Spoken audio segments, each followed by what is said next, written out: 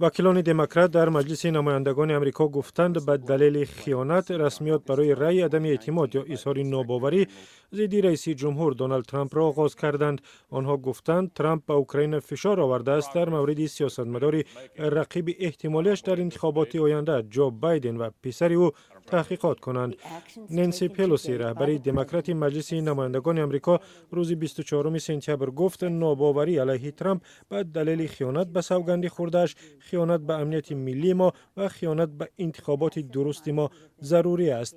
پلوسی در گذشته مخالف آغاز چنین تحقیقات بود و پس از نشر خبرها درباره آنکه ترامپ در تماس تلفنی روز 25 ایول به پرزیدنت اوکراین فشار آورده است تا عملکرد جو بایدن معاون رئیس جمهور پیشین آمریکا و پسرش هانتر را تحقیق کند، موقعش را کاملا دیگر کرد.